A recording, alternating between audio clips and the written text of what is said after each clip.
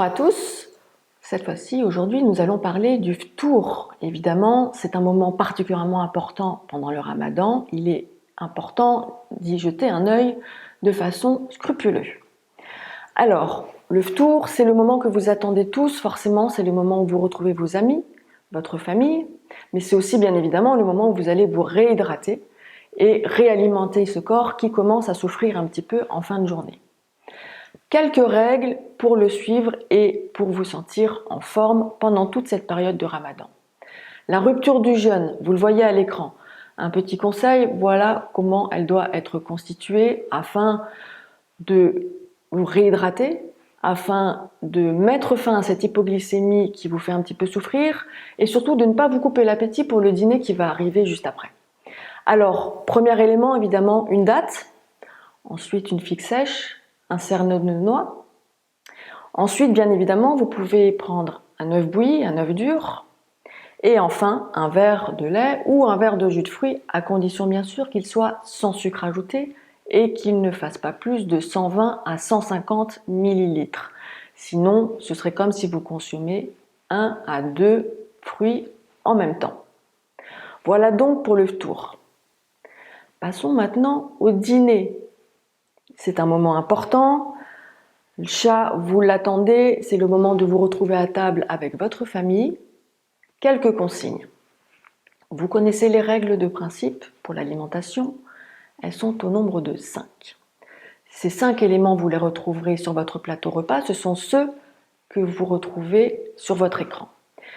Eh bien, ces 5 éléments, c'est évidemment une source de protéines, bien évidemment, une protéine animale, des légumes, des féculents qui vont vous servir d'énergie, un produit laitier et un fruit. Voilà les 5 éléments majeurs que vous retrouverez pendant votre dîner, qui sont d'ailleurs ceux que nous retrouvons toute l'année lors du déjeuner et du dîner. Regardez maintenant sur votre écran l'image d'une assiette, la répartition de ces 5 éléments. Vous voyez que les légumes occupent une place majeure dans votre assiette. C'est normal, ce sont eux qui occupent la plus grande place dans la pyramide alimentaire. Le quart de votre assiette sera occupé par les protéines d'origine animale et l'autre quart par votre source principale d'énergie, c'est-à-dire le féculent. Ce sont des notions que vous connaissez déjà. Passons maintenant aux détails. Alors, comment constituer un dîner équilibré en période de Ramadan ?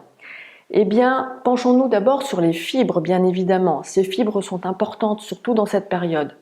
Votre organisme est un petit peu mis à mal, il est ralenti et votre système digestif aussi. C'est une période pendant laquelle on a tendance à souffrir de déshydratation et donc de troubles de la constipation.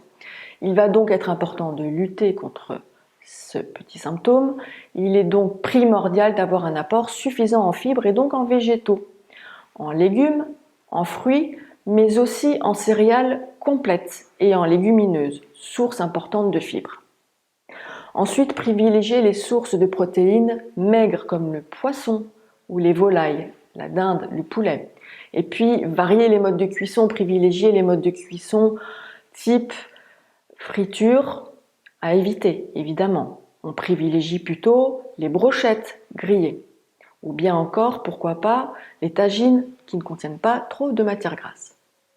Ensuite, pour les féculents, privilégiez des glucides à index glycémique bas, privilégiez notamment des céréales complètes, des légumineuses. Ensuite, le produit laitier, privilégiez-le bien évidemment sans sucre ajouté. En boisson, vous vous pencherez plutôt vers de l'eau. C'est mieux, c'est plus sain, c'est la seule boisson qui soit idéale. Les jus de fruits ne sont pas suffisants pour vous réhydrater. Et je terminerai bien évidemment avec le fruit.